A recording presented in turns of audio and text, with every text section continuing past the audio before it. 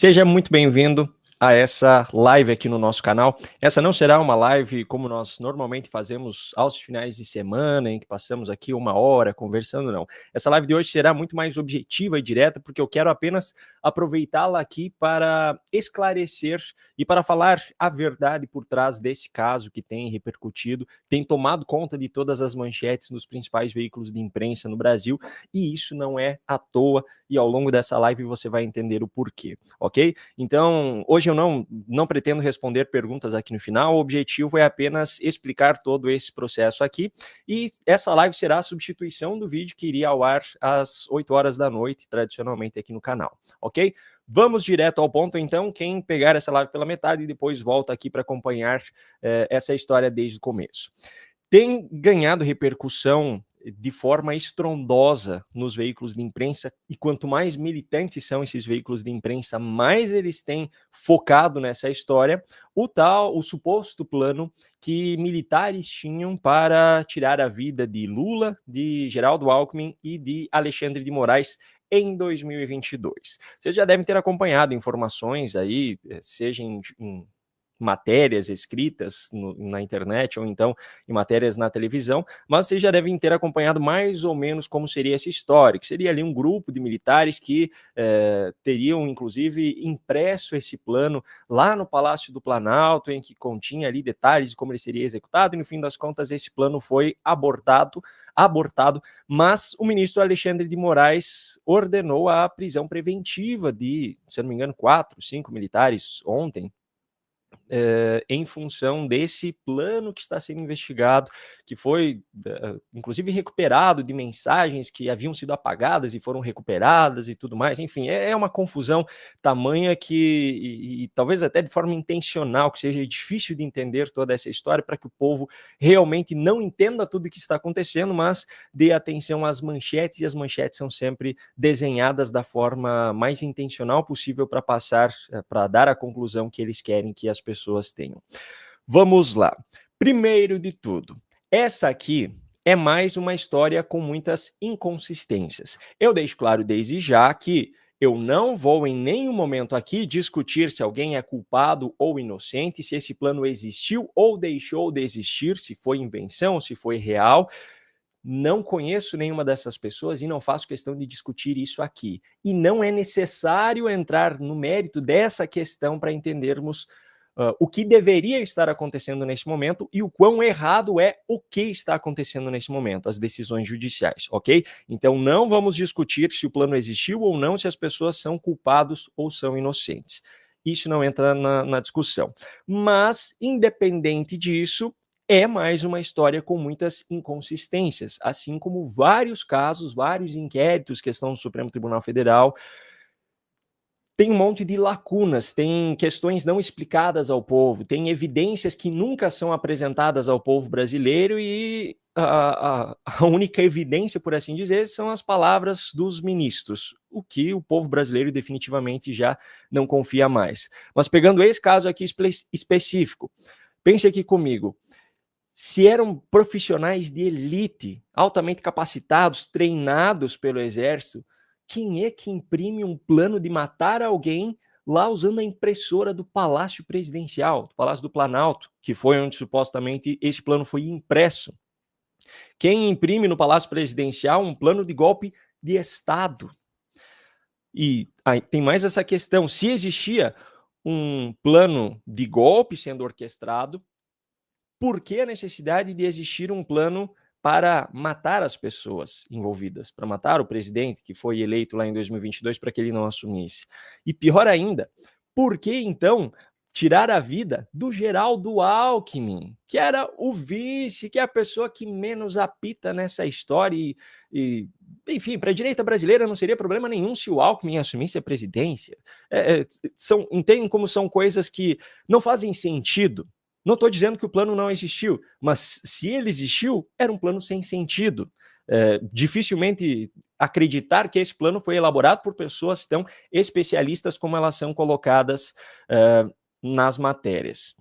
Outra coisa, conseguiram encontrar mensagens que haviam sido apagadas de celular de fulano, mas a Polícia Federal não consegue até hoje resolver o caso de quem estava por trás do Adélio Bispo, que foi o cara que deu a facada no Bolsonaro.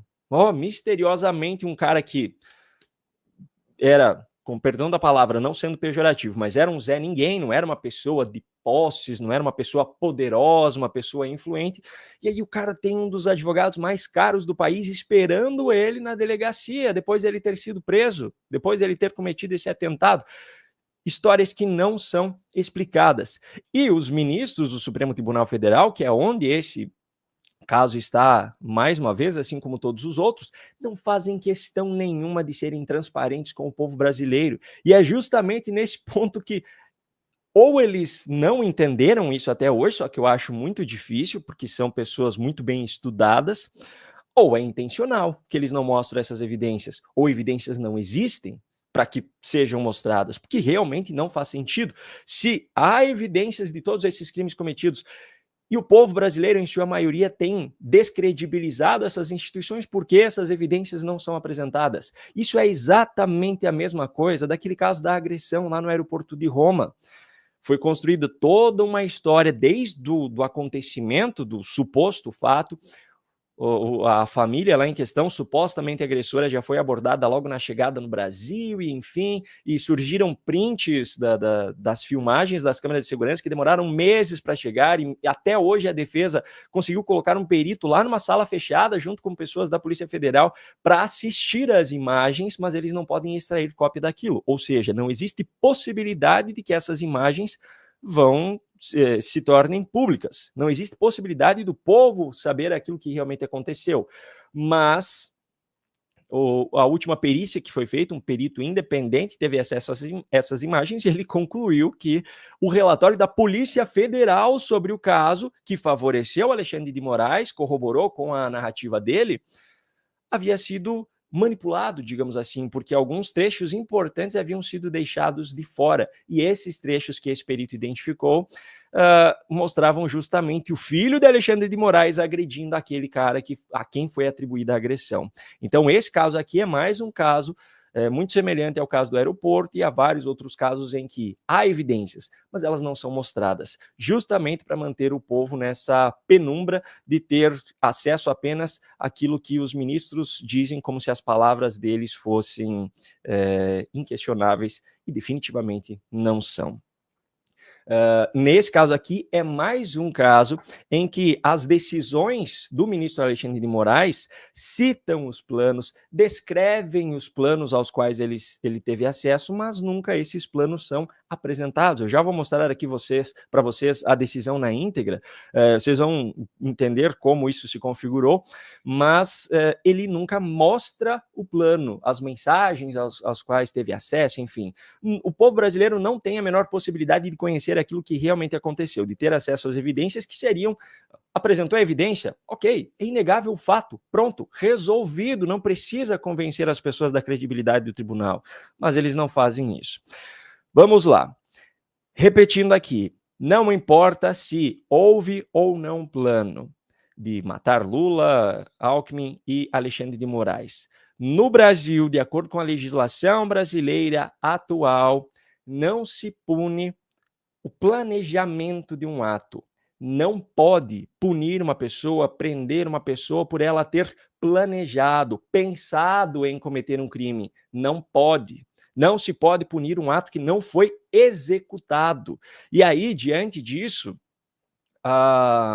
está no Código Penal, a prisão preventiva dos envolvidos nesse caso, das pessoas que estariam planejando esse ato que não foi executado, é uma prisão preventiva ilegal. O ministro Alexandre de Moraes não podia, de acordo com a legislação brasileira, pedir a prisão preventiva dessas pessoas. Você concordando ou não com isso, ou eu concordando ou não, não importa. Existe, inclusive, projeto de lei de um deputado de direita, se eu não me engano foi o deputado José Medeiros, mas pode ser que seja outro deputado que eu não me lembro de cabeça agora. Já apresentou um projeto que está na Câmara dos Deputados justamente para que haja punição para planejamento. Então não é uma pauta de direita ou esquerda. É a legislação brasileira que é assim. O legislativo decidiu assim até o momento, e um juiz, que é integrante do Poder Judiciário, não do Legislativo, como muitas vezes eles acham que são, não pode se sobrepor à lei. Existe uma lei, independente se nós concordemos com ela ou não, um juiz, mesmo sendo do Supremo Tribunal Federal, ele não pode agir de acordo com aquilo que ele acha justo ou não. Ele tem que julgar os casos, tem que tomar as suas decisões de acordo com a lei. Ponto. Qualquer coisa fora disso é ilegal. E se for alterada a legislação brasileira para que então passe a ser punidas as pessoas que planejaram a prática de um crime, coisa que hoje não é, mas se a lei for aprovada, se esse projeto de lei for aprovado, isso passar a ser considerado crime, essas pessoas que planejaram isso lá em 2022, por mais, caso esse plano realmente exista, por mais repugnante que seja o fato de planejar matar alguém, infelizmente, elas não podem ser punidas, porque não se pode prender, condenar alguém por um crime cometido quando aquilo ainda não era previsto como crime na legislação brasileira. É muito simples isso. É assim que funciona a legislação brasileira e qualquer coisa fora disso é ilegal. Portanto, desde já, com base nisso, o ministro Alexandre de Moraes está agindo de maneira ilegal. E ainda, se de fato houvesse sido executada uma tentativa de assassinato nesse caso, ainda precisaria se considerar se essa tentativa teve êxito ou não, se foi uma tentativa frustrada ou se foi um homicídio de fato. Isso ainda precisaria ser levado em conta, mas esse plano foi abortado, segundo as informações que constam nessas decisões de Alexandre de Moraes. Foi abortado. Então, de acordo com a legislação brasileira, não há nada que justifique que essas pessoas fossem presas, mesmo que esse plano tenha acontecido, mesmo que elas realmente tivessem lá na época essa intenção, ok? Mas tem algo muito mais grave que isso, que justificou o fato de eu colocar com um pé atrás, mas eu coloquei na capa desse vídeo aqui que Moraes cometeu crime. Por quê? Ele cometeu, é inegável isso, é inquestionável e agora eu vou provar. Moraes era uma das vítimas desse caso, e ele não poderia estar despachando nenhum pedido de prisão preventiva, não poderia estar tomando nenhuma decisão relacionada a esse caso. E para que não restem dúvidas de que ele era uma das vítimas desse caso, eu vou compartilhar aqui, ó, a decisão na íntegra. E eu fiz questão de grifar aqui todas as vezes em que o ministro Alexandre de Moraes é citado. Primeiro de tudo, aqui na primeira página está descrito quais são as pessoas às quais foi solicitada a prisão preventiva, e aqui está a atuação da organização criminosa, são os 5 eixos de atuação segundo a investigação da Polícia Federal. Perceba quais são os 5 eixos da investigação. Ataques virtuais a opositores. Bom, se isso é crime, o que a Janja fez falando fuck you Elon Musk não é crime? É um ataque, aliás, nem virtual não foi um evento do G20, né? Mas depois foi publicado nas redes sociais. O Felipe Neto fez a mesma coisa, disse a mesma frase. E todo mundo sabe que a esquerda brasileira fez isso desde que o mundo é mundo. Ataques às instituições, STF, TSE, ao sistema eletrônico de votação e à rigidez do processo eleitoral. Ora, Flávio Dino, ali em 2012, 2013, 2014, fez inúmeros ataques à rigidez do processo eleitoral. Não foi punido. Ataque às instituições, criticaram a STF. Ora, o Vadir Damus do PT... Ele ocupa um cargo hoje dentro do governo, agora não consigo me lembrar. Ele já atacou diretamente os ministros do STF, a instituição STF. O José Dirceu, político que recentemente teve todas as suas condenações da Lava Jato anuladas pelo Gilmar Mendes, ele falou explicitamente que para ele o Supremo Tribunal Federal não deveria existir, deveria se chamar Corte Constitucional, porque para ele até o nome Supremo nem deveria existir. Tentativa de golpe de Estado e de abolição violenta do Estado Democrático de Direito. Não houve tentativa. A tentativa foi a interpretação dos ministros do Supremo Tribunal Federal, mas não houve uma tentativa de depor, de tirar do poder o presidente eleito e de colocar outra pessoa no poder. Já discutimos várias vezes sobre isso. Ataques às vacinas contra a Covid-19 e às medidas sanitárias na pandemia. Isso daqui para mim é o mais absurdo, porque não existe uma verdade absoluta em relação a isso. Aqui no Brasil, principalmente o Ministério da Saúde do governo Lula criou uma versão dos fatos e passou a tratar isso como verdade absoluta e nega completamente o fato de que a existência da própria ciência depende do poder questionar aquilo que é apresentado pela própria ciência, do poder estudar e apresentar provas que derrubem aquilo. Eles negam completamente a existência do contraponto na própria ciência. Então, mais um absurdo aqui. E, por fim, o uso da estrutura do Estado para obtenção de vantagens, o qual se subdivide em... E aí vem as subdivisões, mas, poxa, Lula viajou o Brasil inteiro agora nas vésperas das eleições aqui, promovendo os candidatos do PT, viajando com o avião presidencial, tudo bancado com dinheiro do povo brasileiro, usando eventos do governo federal para promover os seus candidatos. Então, tudo que está citado nos relatórios da Polícia Federal, as investigações, são crimes, supostos crimes cometidos por outras pessoas da esquerda também. Então, não faz sentido nenhum desses itens aqui, porque eles não são praticados apenas pelas pessoas que estão sendo acusadas. Mas vamos lá. Aqui diz que a presente representação trata dos fatos relacionados ao eixo que atuava na tentativa de golpe de Estado e de abolição violenta do Estado Democrático de Direito. Ou seja, o plano desses militares é enquadrado nisso daqui. Se eles tivessem o planejamento de matar Lula, Alckmin e Alexandre de Moraes, se enquadra em uma tentativa de abolição violenta do Estado Democrático de Direito. Porque hoje qualquer coisa é considerada como... abolição violenta do Estado Democrático de Direito, porque é considerado que está impedindo uma pessoa que faz parte de uma das instituições, como, por exemplo, um ministro do Supremo Tribunal Federal, de exercer o seu trabalho. Exemplo disso, não sei se vocês já acompanharam, mas está sendo... Tem um inquérito no Supremo Tribunal Federal de se eu não me engano, eram 2 militares também do Rio de Janeiro, que eles fizeram ameaças à família de Alexandre de Moraes. É crime? Sim, isso é crime. Ameaças, né? Ameaças de morte, de violência, de sequestro, etc. Só que, obviamente, como vítima, o ministro Alexandre de Moraes não poderia atuar no caso. O que ele fez? Ele pegou esse caso e se declarou impedido de tratar diretamente dessas ameaças, mas ele desmembrou esse caso e aí criou um inquérito à parte, enquadrando essas 2 pessoas aí, as ameaças, como algo relacionado ao 8 de janeiro, porque essas ameaças eram uma tentativa de impedir que ele cumprisse o papel dele como ministro do Supremo Tribunal Federal, ou seja, uma tentativa de abolir o Estado Democrático de Direito. E aí, com base nisso, caiu nas mãos dele, pois ele já é o relator do inquérito do 8 de janeiro. Então, no fim das contas, ele não poderia julgar o caso das pessoas que ameaçaram diretamente a família dele, mas ele enquadrou isso como uma tentativa de abolição do Estado Democrático de Direito, vinculou ao 8 do 1 e ele mesmo está julgando. Mais uma aberração jurídica. Mas vamos voltar aqui, tá? Esse plano dos militares, suposto plano, está sendo considerado como tentativa de golpe de Estado e abolição violenta do Estado Democrático de Direito. Agora vamos ver quantas vezes o ministro Alexandre de Moraes é citado como vítima desse plano. Olha só. Monitoramento de ministro dessa Suprema Corte, que no caso é o ministro Alexandre de Moraes, aqui na última linha, para execução de sua prisão ilegal e possível assassinato. Mais abaixo aqui grifado, o monitoramento do ministro Alexandre de Moraes. Eu vou passando rápido porque são 70 e poucas páginas, tá? Olha aqui, o objetivo do grupo criminoso era não apenas neutralizar o ministro Alexandre de Moraes, mas também Lula e Geraldo Alckmin. Vamos adiante. Residência funcional do ministro Alexandre de Moraes. Monitoramento do ministro Alexandre de Moraes, ações direcionadas ao ministro Alexandre de Moraes, prisão e execução do ministro Alexandre de Moraes.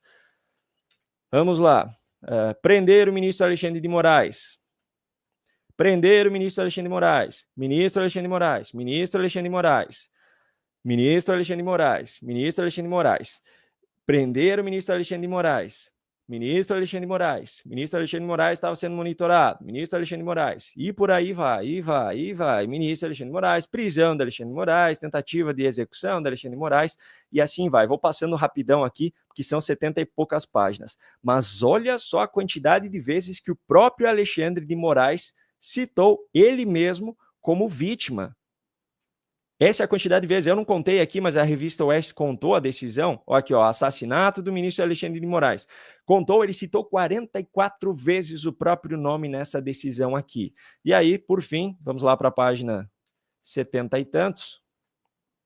Depois das 44 citações dele mesmo como vítima, ele assinando como ministro Alexandre de Moraes, relator do caso. Olha só que palhaçada isso.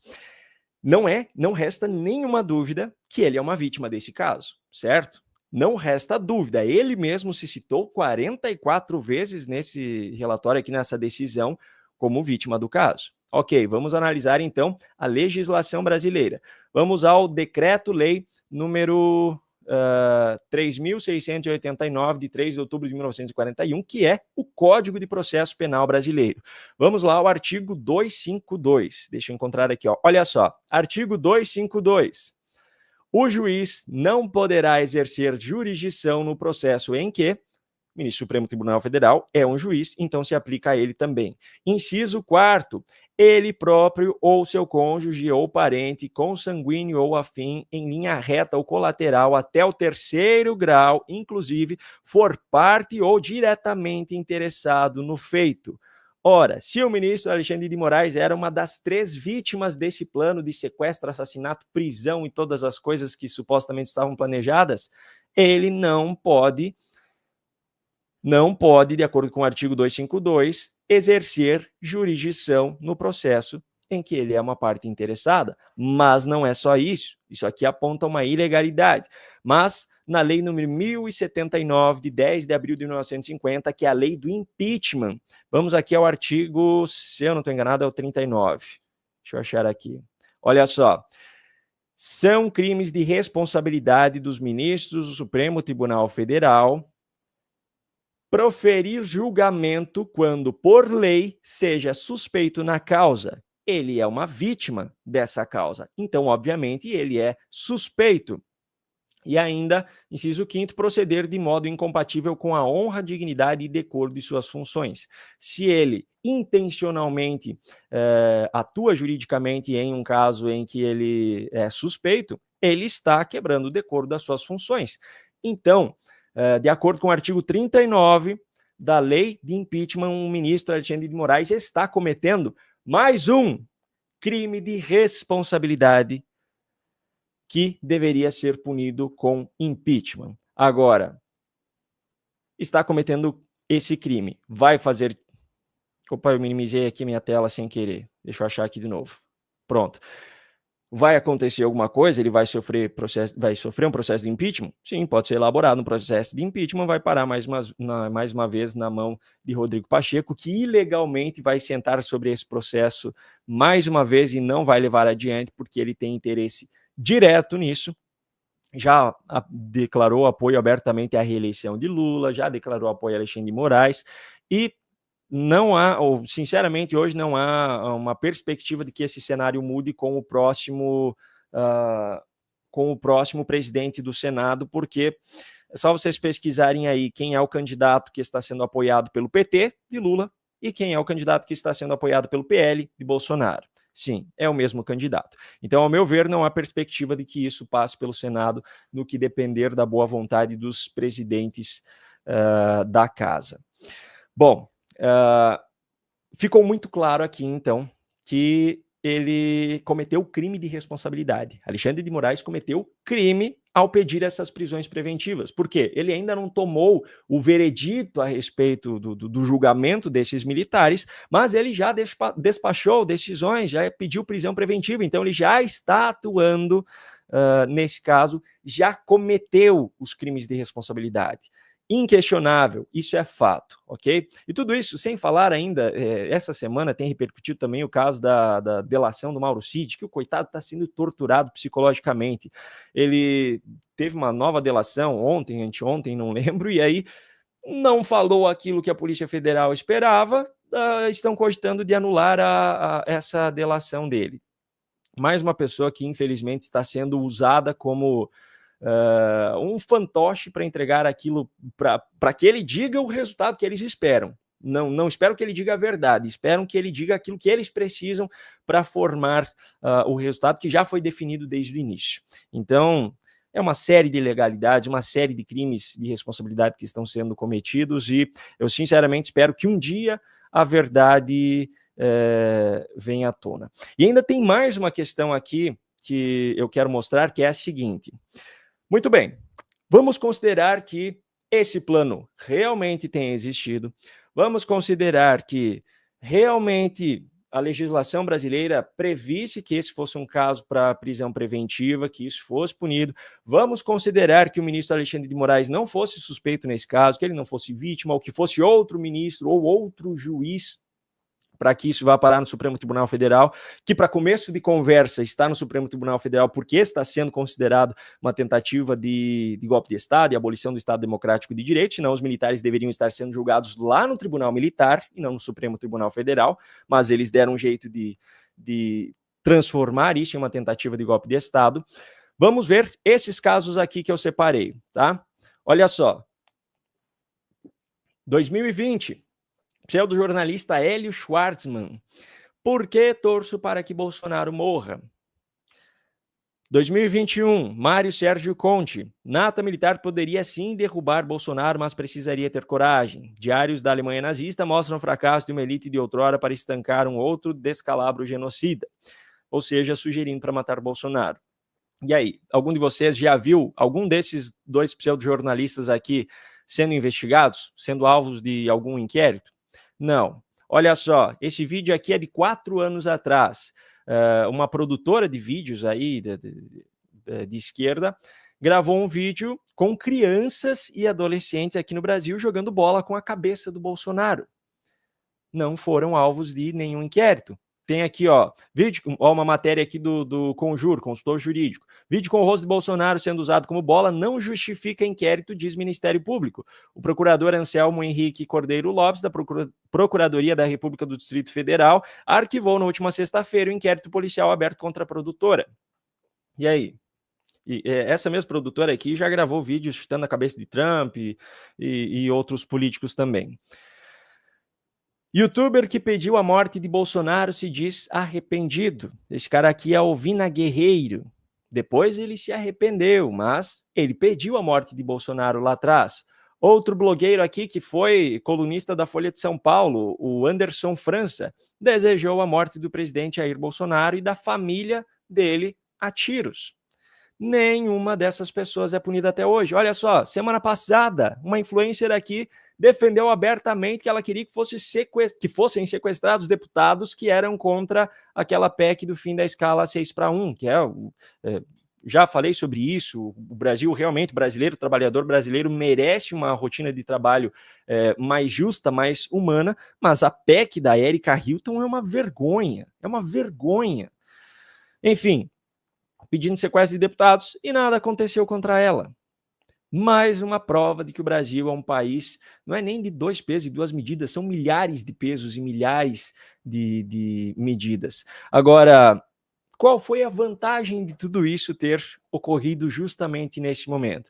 Olha só que coincidência. Nós estamos falando de um caso que tomou conta de toda a imprensa brasileira justamente quando veio à tona que a empresa do Felipe Neto, por exemplo, teve 14 milhões de reais de isenção fiscal só entre janeiro e agosto deste ano, conforme foi divulgado pela Receita Federal.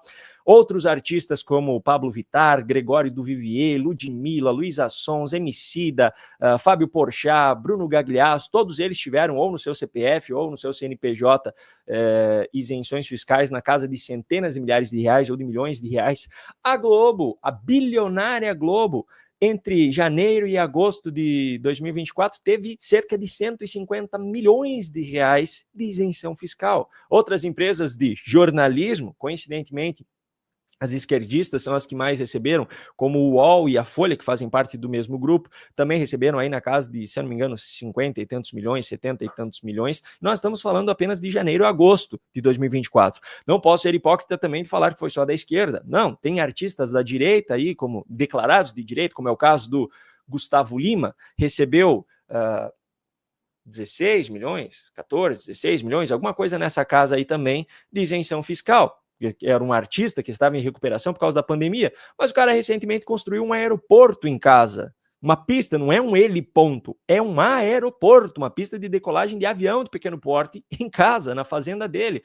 A Virgínia Fonseca e o marido dela, como é que é o nome? Filho do Leonardo, agora me fugiu o nome, mas os dois tiveram isenção fiscal também na casa de milhões de reais. Então, é uma hipocrisia sem tamanho dessa gente. E aí, justamente durante a repercussão desse caso, justamente durante a repercussão das inúmeras gafes da Janja no último final de semana, nos eventos do G20, falando fuck you Elon Musk, chamando o cara que tirou a própria vida com fogos de artifício lá na Praça dos Três Poderes de bestão e fazendo piada que derrubou completamente a narrativa da esquerda de que ele fazia parte de um organismo de extrema-direita. Isso vem repercutindo justamente durante o momento em que o Janja Palusa está sendo investigado pelo TCU por suspeita de superfaturamento. Foram mais de 33 milhões de reais gastos e nem precisava de superfaturamento para mostrar que aquilo lá era um absurdo, era desumano aquilo lá, um festival chamado de Aliança Global contra a pobreza e a fome, em que as estatais, ou seja, o dinheiro partiu do povo brasileiro, patrocinaram ao todo mais de 33 milhões de reais. Foi distribuído um prato de comida? Não foi, mas foi pago um cachê simbólico de 30 mil reais para cada um daqueles artistas, que não conseguem colocar 2 mil pessoas nos seus shows. Fafá de Belém, Diogo Nogueira, Zeca Pagodinho. Essa gente não consegue colocar gente nos seus shows e aí usam dinheiro público para pagar 30 mil reais de cachê para eles. Então, esse é mais um caso que vem de forma muito conveniente, em um momento muito conveniente para servir de cortina de fumaça, como todos os outros casos, o caso das joias e as novidades nos casos das joias, como, por exemplo, o caso já estava sendo investigado há uns 2 anos, e aí de um dia para outro, bem no momento em que o governo Lula estava em um momento de crise em relação à sua imagem, aí a polícia decide indiciar Bolsonaro pelo caso das joias. Mais um caso que vem de forma muito conveniente em relação para acobertar crises do governo Lula, e é realmente muito preocupante a forma como isso acontece. E hoje existe essa narrativa de ataques às instituições. Você critica a ação de ministros do STF, que são seres humanos, cometem erros, intencionais ou não, mas cometem erros, e Alexandre de Moraes tem cometido muitos erros de forma intencional. Só que se eu critico a atuação dele, eu sou considerado como uma pessoa que está atacando uma instituição democrática. Só que pega o caso aqui da Polícia Federal, por exemplo. Não tô dizendo que eu não confio no trabalho da Polícia Federal. Não, Polícia Federal é talvez a instituição policial mais confiável do Brasil. Desmantelaram o Mensalão, o Petrolão.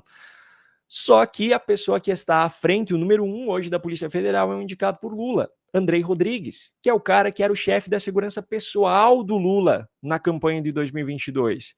E o Andrei Rodrigues tem sido realmente um fantoche à frente da Polícia Federal. E aí o problema é que, por causa de uma pessoa que está atuando politicamente de maneira muito clara, toda a credibilidade de uma instituição que tem décadas de história acaba sendo colocada em xeque, porque ele tem permitido que o nome da Polícia Federal seja usado em todos esses escândalos. A Polícia Federal, em vez de atuar investigando casos e solucionando casos e apresentando casos solucionados, não, ela tem servido como base para que cada vez que é necessário, ela apresente alguma vírgula a mais para ganhar as manchetes. Infelizmente, nas mãos do senhor Andrei Rodrigues, a Polícia Federal, como instituição, tem sua credibilidade em xeque perante a opinião pública, perante a opinião do povo brasileiro. Mais uma situação infeliz que vem sendo ocasionada por conta desse governo Lula. Eu vi o pessoal aqui no chat citando cadê os vídeos do Dino, lá do Ministério da Justiça. É mais um caso. A Polícia Federal tem conseguido recuperar coisas que foram apagadas de um celular, mas não consegue recuperar as imagens que foram apagadas do Ministério da Justiça. Bom, pessoal, muito obrigado por estarem comigo até aqui. Eu falei que seria uma live super objetiva, já se foram 34 minutos, mas eu realmente queria explicar esse caso de maneira bem detalhada, tá? Eu deixei aqui, deixa eu colocar aqui no canto aqui, o QR Code aqui do curso 12 Estratégias para Vencer Debates com Militantes de Esquerda. Eu vou até colocar na tela aqui, só que sem som, para mostrar... Cadê? lado negativo, deixa eu tirar o som aqui, eu só quero mostrar para vocês aqui as telas, olha só, são 12 aulas de um curso com 12 estratégias diferentes, vale para quem faz debates em público ou para quem debate com colegas de trabalho, familiares, amigos, etc. E ainda temos um material bônus aqui, que são os 12... tem as 12 aulas, um material bônus aqui com debates históricos, tem desde 1989, 94, 98 não teve debate presidencial, mas 2002, 2006, 2010, 2014, 2018, 2022, tem até o debate da cadeirada aqui com os candidatos a prefeito de São Paulo, para dar um suporte aqui para quem fizer esse curso. E ainda tem um módulo bônus aqui com 3 livros muito importantes para ajudar a tornar você que fizer esse curso ainda mais especialista em debates. Esse material aqui todo tá por acesso vitalício por R$ 147, então basta escanear esse QR Code aqui. Eu ia exibir aqui essa propaganda no meio do vídeo, acabei me perdendo aqui, empolgado com o assunto, mas é só escanear o QR Code aqui ou clicar no link que eu deixei na descrição do vídeo, ok? Grande abraço a todos que estiveram até aqui e nos vemos amanhã, quinta-feira, às 8 horas.